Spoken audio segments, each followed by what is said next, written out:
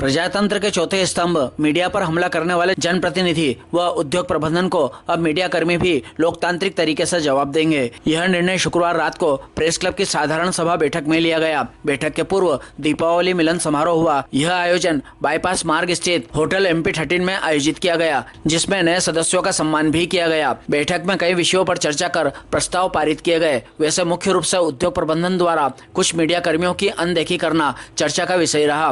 गौरतलब है कि शहर के स्थानीय एक उद्योग ने कुछ मीडिया कर्मियों को ब्लैक लिस्ट कर रखा है, चूंकि उक्त मीडिया कर्मियों द्वारा उद्योग प्रबंधन के विरुद्ध कई तीखी खबरें लिखी गई, जिसके चलते प्रबंधन ने उन मीडिया कर्मियों को ब्लैक लिस्ट कर उनके आयोजन में आमंत्रित नहीं करते हैं। यहाँ तक कि उन मीडिया कर्मियों को कोई जानकारी भी नहीं दी जाती है। उद्योगों द्वारा इस प्रकार से उन्हें अपमानित करने का निंदनीय कृत्य किया जा रहा है। इसी प्रकार गत दिनों क्षेत्र के विधायक डॉक्टर तेज बहादुर सिंह चौहान द्वारा नगर पालिका के भूमि पूजन कार्यक्रम में खुले मंच से पत्रकारों के चरित्र को अभद्र तरीके से माइक से प्रस्तुत कर सबके सामने उन्हें अपमानित किया गया था। विधायक डॉक्टर चौहान ने पत्रकारों को चेतावनी देते हुए कहा कि वर्तमान में कुछ पत्रकार कुछ भी छाप देते हैं, ऐसे अखबारों की मैं होली जलाऊंगा। खबरें प्रकाशित करने से कुछ नहीं होता है, पत्रकारों की लेखनी में दम नहीं है। विधायक श्री चौहान ने यह भी कहा था कि पत्रकार विकास में रोड़ा बनने का प्रयास करते हैं। पत्रकारों के पास कोई समाचार नहीं होता है, मेरे नाम पर बड़े बड़े समाचार छापना और उसे सोशल मीडिया पर वायरल करते हैं। उन्होंने यहाँ तक कहा कि भविष्य में पत्रकारों ने उनके खिलाफ लिखना बंद नहीं किया तो पत्रकारों को ईंट का जवाब पत्थर से दिया जाएगा। विधायक श्री चौहान ने कहा कि पत्रकारों के पास कोई काम नहीं होता है, वह सुबह से नगर में निकल जाते हैं और यह देखते हैं कि कहाँ किसका मकान बगैर अनुमति के बन रहा है तथा बाद में उसकी शिकायत कर देते हैं। इसी प्रकार एक अन्य मामले में भी BMS के लेंसेक्स उद्योग की यूनिट के पदाधिकारी राजकुमार सिसोदिया द्वारा सोशल मीडिया पर एक मीडिया कर्मी की खबर को लेकर लगाए गए अनर्गल टिप्पणी का विरोध भी बैठक में किया गया। इस संबंध में भी BMS के वरिष्ठ पदाधिकारियों को शिकायती पत्र भेजा जाएगा। इन मामलों को प्रेस क्लब की बैठक में गंभीरता से लेते हुए निंदा प्रस्ताव पारित किया गया है तथा यह निर्णय लिया गया है कि उद्योग प्रबंधन एवं विधायक श्री चौहान के संगठन के वरिष्ठ पदाधिकारियों, प्रधानमंत्री, राष्ट्रीय अध्यक्ष, गृह मंत्री, मुख्यमंत्री, प्रदेश संगठन मंत्री, प्रदेश अध्यक्ष, जिला अध्यक्ष आदि को पत्र भेजकर अवगत कराया जाएगा तथा पत्र में यह भी चेतावनी दी जाएगी कि कोई कार्रवाई नहीं होने पर भविष्य में आंदोलनात्मक रुख भी अख्तियार किया जाएगा।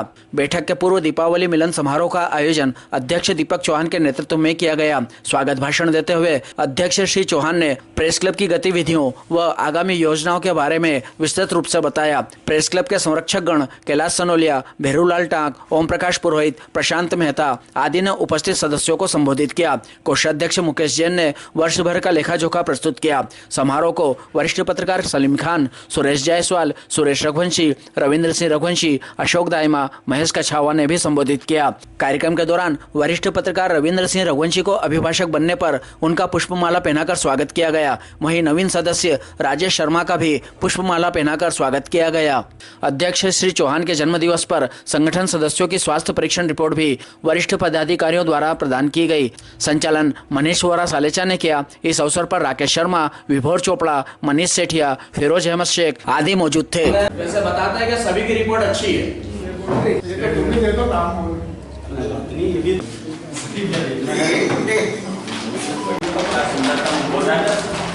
और जो बात आपने आगे प्रस्तुत की है उसके लिए मैं हमारे सम्माननीय वरिष्ठ जी कैलाश जी सनोलिया साहब से आग्रह करूँगा कि वह अपना अभिमत में प्रस्तुत करें।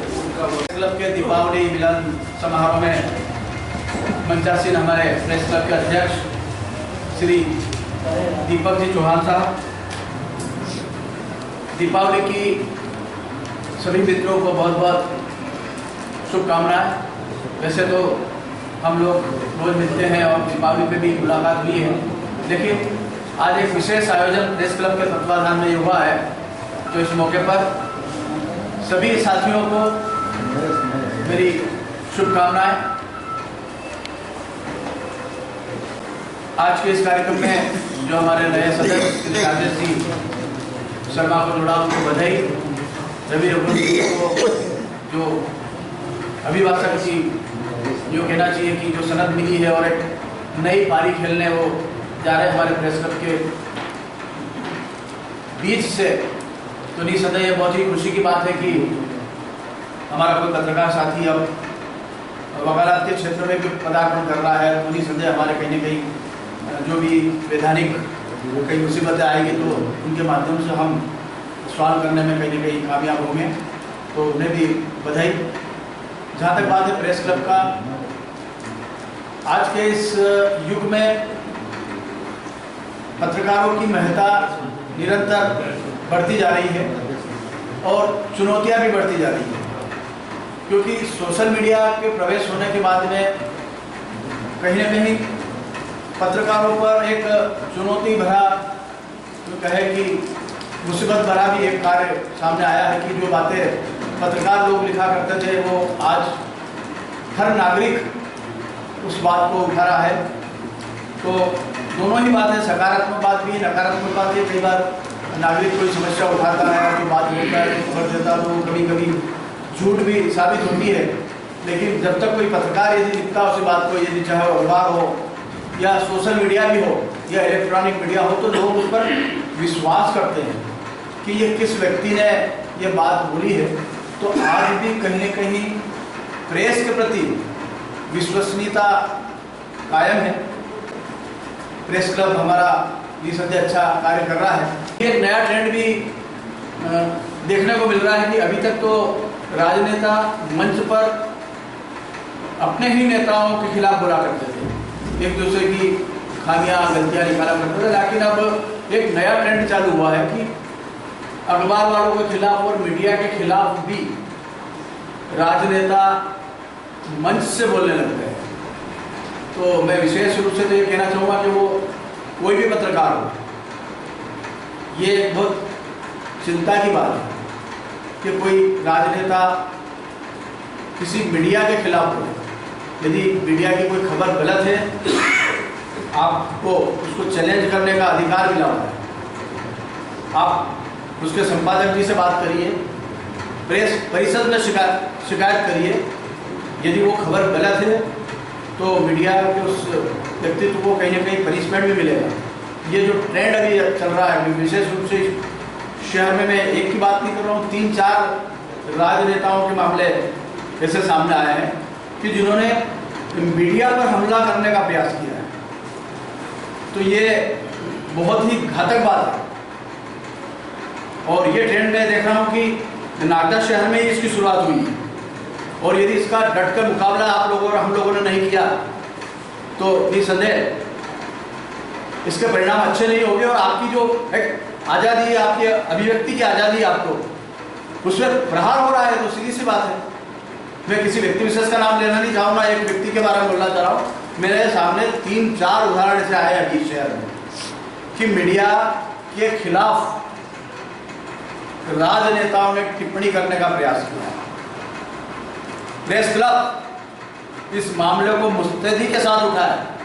कोई भी हो, कितना भी बड़ा राजनेता हो, यदि आप अपनी हैसियत नहीं बताएं, आपको अधिकार मिला है, आप कोई बात बोल रहे हो और आपकी खबरों को यदि कोई झुठला रहा है,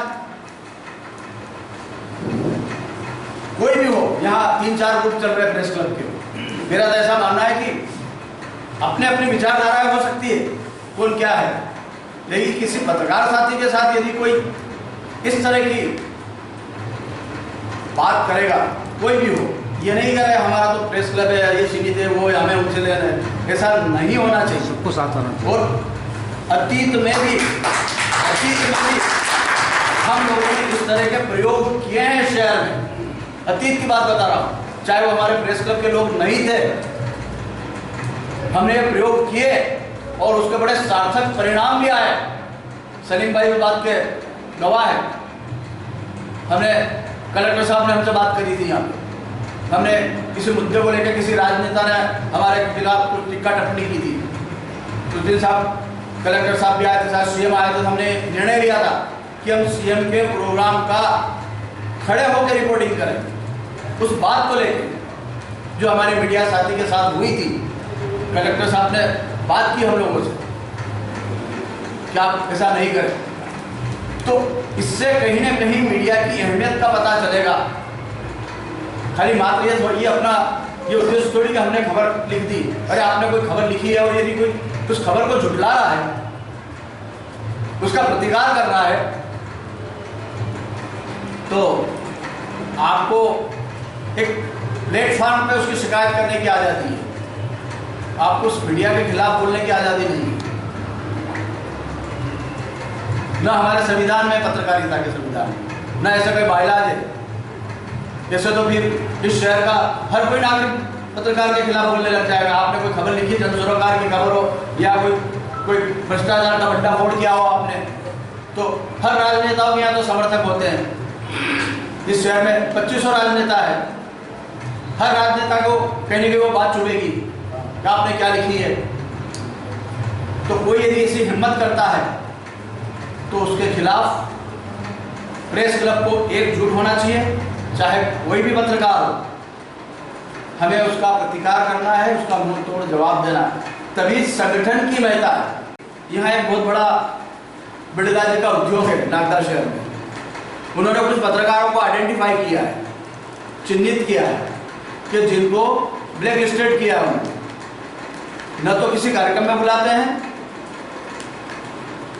न और किसी मामले में उनको याद करते हैं। तो ये भी एक गलत ट्रेंड है, बहुत खतरनाक बुराई है। भाई ब्लैक लिस्टेड क्यों किया उन्होंने? क्या आपके खिलाफ खबर छापी इसलिए? मेरा ये कहना है दोबारा कि यदि आपके खिलाफ खबर छापी है तो उसके खिलाफ आप कोर्ट में जाइए ना। ये कौन सा तरीका है? आप 10 लोगों को, शहर के 10 पत्रकारों को बुला रहे हैं, 2 मैनेजमेंट के बीच एक गहरे रिश्ते होते हैं। जनता के दुख दर्दों में मैनेजमेंट काम में आता है, लेकिन इस शहर में ये भी बड़ी पार्टी चालू हो गई है। जनता से दूरी बनाने का प्रयास किया जा रहा है उद्योगों में। आप, मैं एक उद्योग की बात नहीं कर रहा हूं, 3-4 उद्योग की बात कर रहा हूं। बहुत से उद्योगों में तो यह हालत है कि खबर बनाना है तो आप किससे वर्षन लो? कोई बात करने के लिए तैयार नहीं, उनका पीआरओ ही नहीं। मैंने अभी एक लेंसेज उद्योग है, उसकी खबर मैंने बनाई थी, मुझे मालूम पड़ा था मैं वीआरएस लाऊंगा। मैं किससे बात करूं? अरे अपनी खबर तो ऑथेंटिक पुष्ट तब बनेगी ना, हम आरोप लगा रहे कि वहां पे वीआरएस लागू हो गया, कि मजदूर आके बोलने का हमारे जबरन वीआरएस दिया जा रहा है, ये आरोप है उनका। तो उसका पक्ष कौन रखेगा? उस इंडस्ट्री का पक्ष कौन रखेगा? मैं तो मानता हूं कि जितने भी पत्रकार बैठे हैं, कितने लोग उस उद्योग से बात करते हैं, कितने उनको रिस्पांस मिलता है, कितनों को वर्षन मिलता है। ये वर्षन प्रणाली इस शहर में खत्म हो गई। अब जो पहले चला करती थी, जिस तरह से स्वच्छ पत्रकारिता भी होती थी और कोई भी पत्रकार कोई उद्योग की कोई खबर लिखता था तो उद्योग के वर्षन आया करते थे, लेकिन उस प्रथा को का भी गला घोट दिया गया है। उसका परिणाम ये हुआ कि आपने जो लिखा दूसरे दिन उसका कोई भी लोग खंडन करेंगे तो गलत है, ऐसा नहीं हुआ, ऐसा नहीं हुआ। तो इस परिपाटी पर भाई प्रेस क्लब को गहन अध्ययन करना होगा। कोई सिसोदिया, राजकुमार सिसोदिया, उनसे चर्चा करने के लिए बोला था कि आप उनसे चर्चा करो। तो श्रम संगठन के नाते मैंने उन महाशय से चर्चा करी थी, राजकुमार सिसोदिया जी से। तो उन्होंने इस बात को स्वीकार किया कि 25 लोगों को वीआरएस दिया जा रहा है। 130 उस विभाग में काम करते हैं, 125 लोगों को वीआरएस दिया जा रहा है और कोई जबरदस्ती नहीं की जा रही, बोले स्वैच्छिक वीआरएस दिया जा रहा जो लेना चाहे वो। कि वही बात मैंने उन महाशय की अखबार में, मेरे देश बंधु में भोपाल से जो निकलता है उसमें प्रकाशित की, हिंदुस्तान समाचार एजेंसी में भी प्रकाशित की। उनकी बात जो उन्होंने बोली थी, जबरदस्ती नहीं दिया जा रहा, वीआरएस दिया जा रहा और 25 लोगों को दिया जा रहा है। उसके बाद उस महाशय, उनका नाम है, वो बीएमएस के नेता है, राजकुमार सिसोदिया।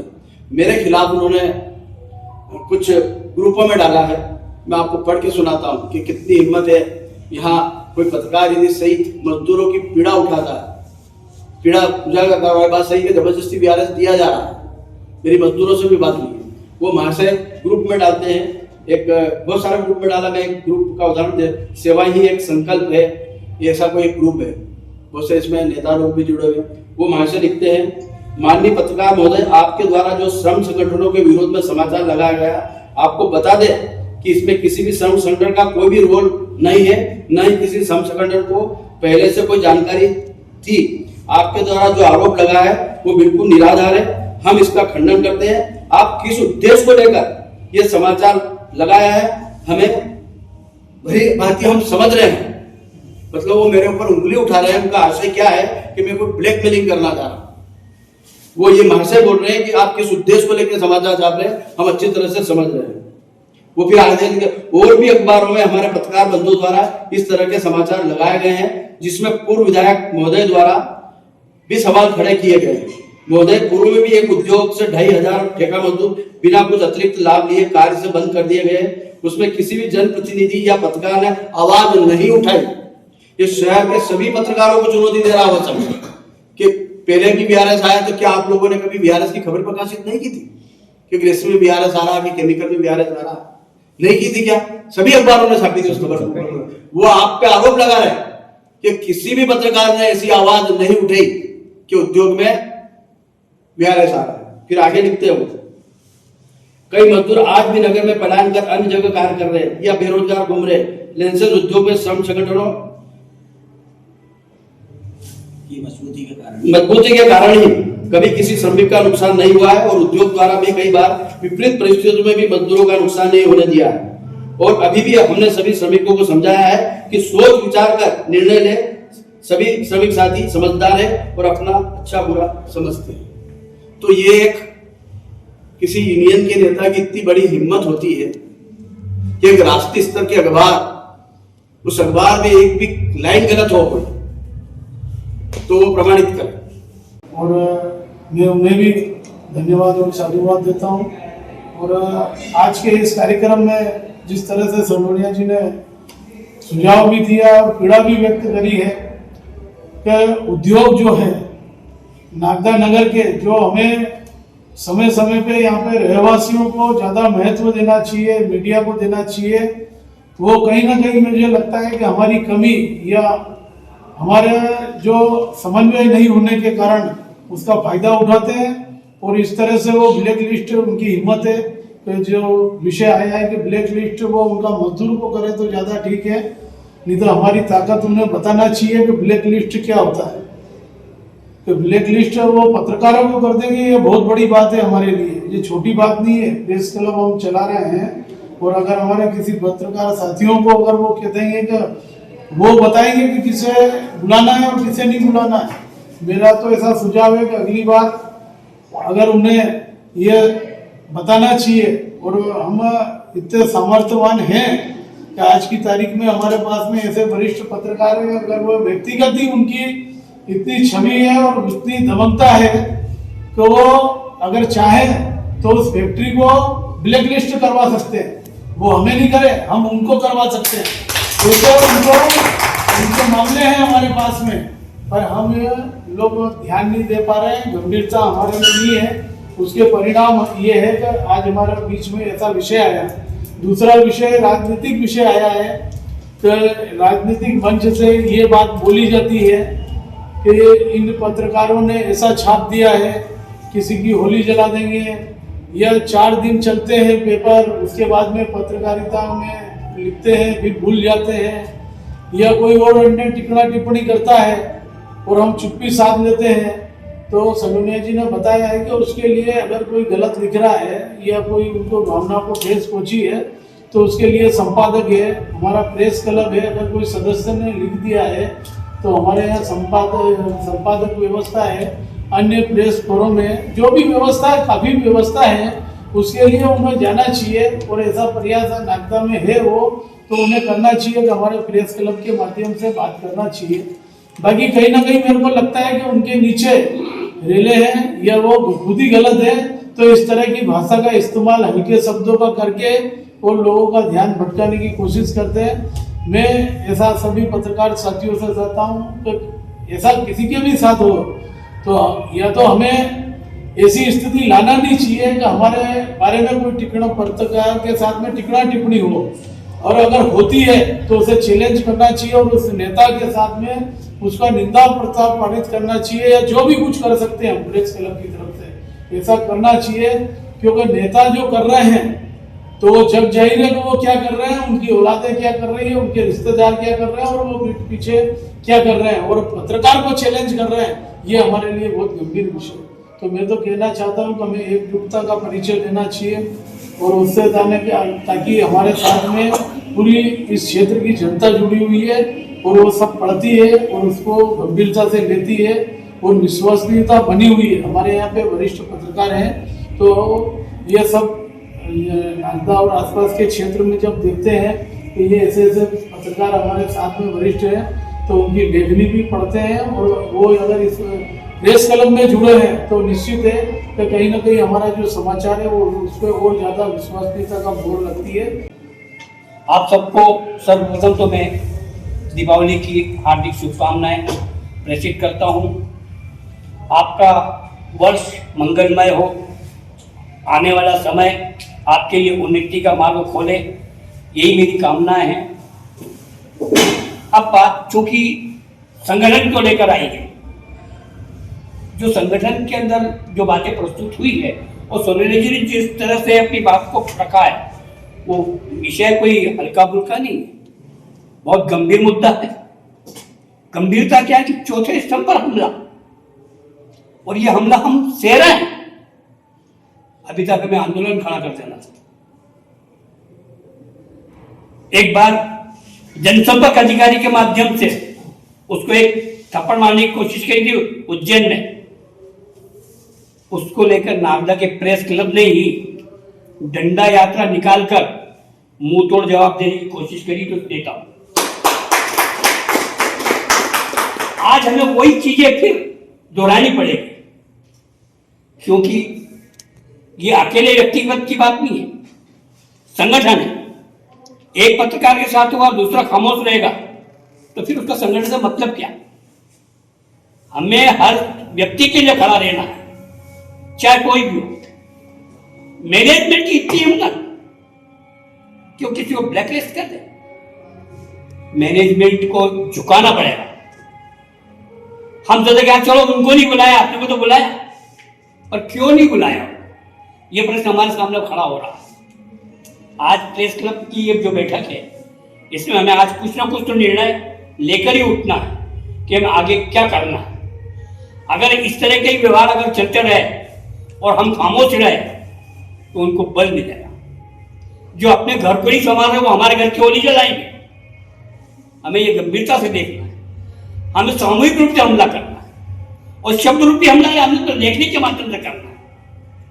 भैया हम संगठन चला, हम कोई किसी को ब्लैकमेल करने जा रहे हैं? मामला संगठन पे आता है, पत्रकारिता पे आ रहा है।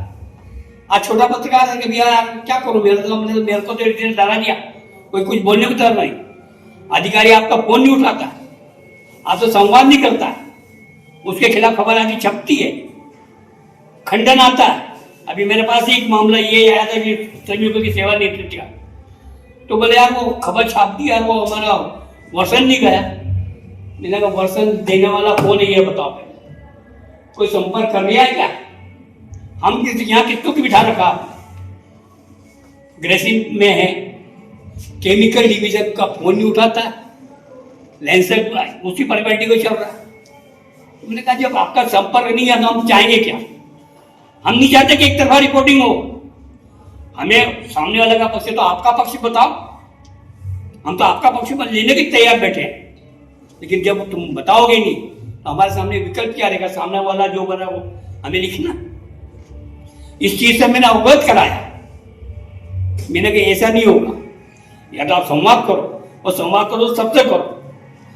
हमारे एक साथी साइंस क्लब का संचालन करता, तो उसने बोला कि यार क्या करो, मेरी ड्यूटी। मैंने कहा आपकी ड्यूटी नहीं, वहां आपको बोलो आप ऊपर खबर करो, बॉम्बे खबर करो, ये सब क्यों हो रहा है? वरिष्ठों ने यहाँ उठाए।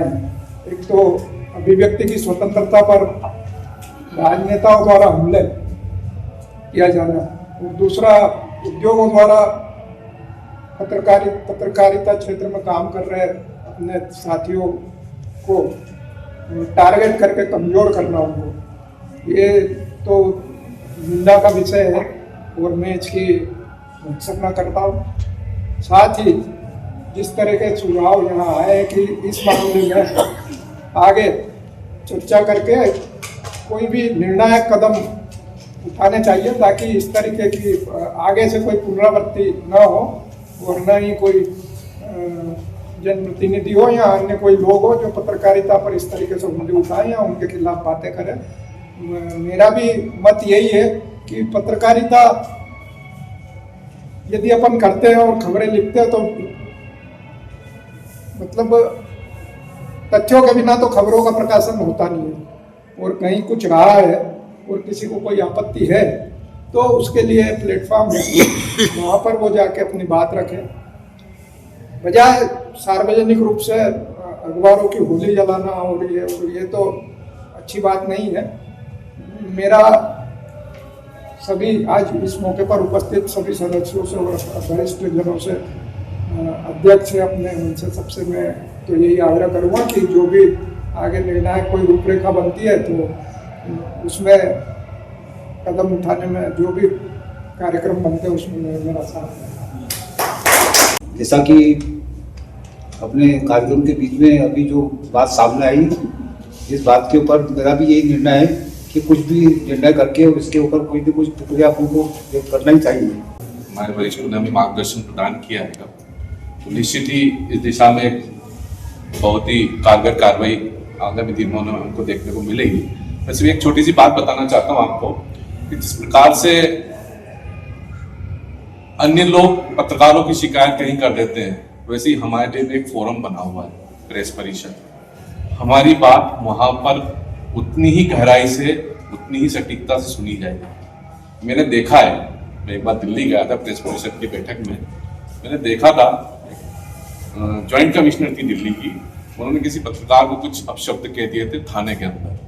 वहां पर सुप्रीम कोर्ट के रिटायर्ड जज बैठते हैं, उन्होंने उसकी सुनवाई की और उन्होंने एक आर्गुमेंट दिया था कि आप ज्वाइंट कमिश्नर हो गई तो क्या आप ईश्वर हो गई हैं, बहुत क्या हो गई हैं, आप एक सम्मानित पत्रकार को किस प्रकार से अभद्र भाषा से बोलेंगे। उनके खिलाफ उन्होंने आदेश दिया।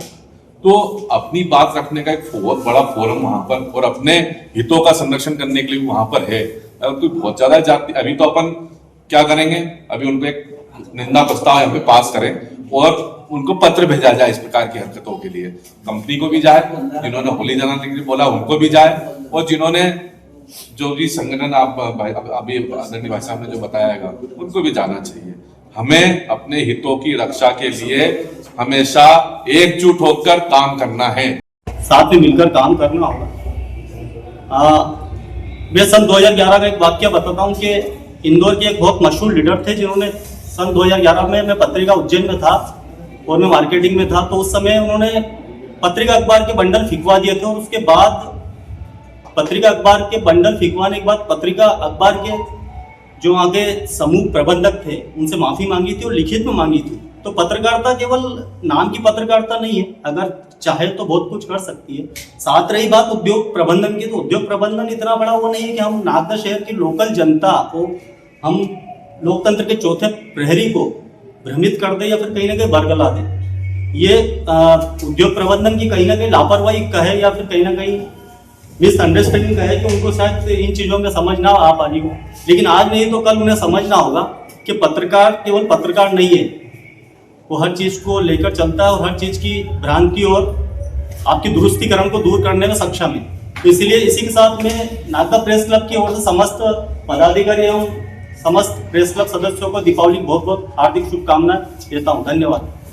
माननीय वकील साहब जो नए नए वकील साहब बने हैं, रवि जी रघुवंशी साहब, क्या सादर आमंत्रित करता हूं कि वो आए और अपनी बधाइयां प्रेषित करें, अपने सुझाव। आप सभी को दिवाली पर्व की बहुत बहुत शुभकामनाएं। और यहाँ मेहमान मंच पर हमारे गुरु सनोलिया जी, गुरुदास जी, दोनों गुरु मेरे दोनों को प्रणाम, और वरिष्ठ पत्रकार रोहित जी, मेहता जी, सलीम यादव को भी नमस्कार मेरा। यहाँ पर जो विषय है वो जो वाकई में बहुत उस पर चिंतन करने की आवश्यकता है, बहुत सोचने की आवश्यकता है। क्या है कि एक जमाना था जब पत्रकारों की भाग होती थी कि नाम आता ही पत्रकार जब आए, पत्रकार जब महोदय आए तो अधिकारी खड़ा हो जाता था। लेकिन आज वो समय आ गया है कि अधिकारी पत्रकार को परवाह नहीं पाता है, उसके जिम्मेदार भी अपन है, क्योंकि अपन ने अपनी कलम की गति कम कर दी है, या कहे तो कुछ लोगों ने अपनी कलम बेच दी। उस कलम की गति को अपने बढ़ाना पड़ेगा, तो लोगों को अपने दिखाना पड़ेगा कि पत्रकार क्या है। इस देश में कोई उदाहरण, देश में नागदा में कोई उदाहरण नहीं। सनोलिया जी भाई साहब और हमने तो समाजवाद में कई साल काम करा है। मैं भाई साहब खबर देखता कैसे कैसे लिखते थे, और एक हाल ही में वीरवाल जी भाई साहब कैसी खबर लिख रहे भी देखा हुआ सबने। दोनों मारुति जी बैठे के सामने दोनों बिल्कुल अच्छे अच्छे लोगों को हिला दिया है, तो वही अपने को करना पड़ेगा। किसी का औकात है कौन होली जला देगा? अरे आज वो होली जलाएगा तो कल से उसके होली जल जाएगी। किसी का औकात है कोई ब्लैक लिस्ट कर दे उद्योग को, उद्योग की औकात है ब्लैक लिस्ट कर दे, जिस अधिकारी वो ब्लैक लिस्ट हो जाए। तो इसलिए अब इसमें लड़ाई में हम सबको मिलकर लड़ना पड़ेगा, साथ आना पड़ेगा, एकजुट होना पड़ेगा। अगर अपने एकजुट हो जाएंगे तो किसी हिम्मत नहीं है कि है लोग कदम ये सरकार कर ले। धन्यवाद।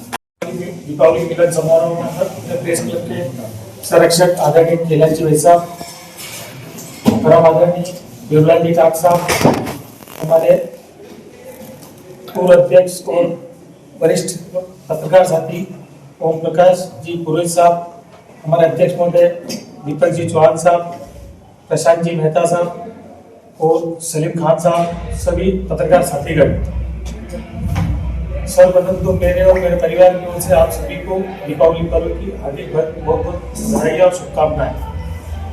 विगत दिनों इस जो ये कार्यक्रम आज जो चर्चा चल रही थी, मेरा इन्वॉल्वमेंट इतना नहीं रहता है ताकि इसके लिए अपनों को एक बिल्कुल एक कुछ भी ऐसा अगर नहीं हो तो अपनों को ये अपन ये भी कर सकते हैं कि अगर किसी एक साथी को नहीं बुलाया, किसी ने करा, तो सब एक साथ बाइकआउट करो उस चीज का,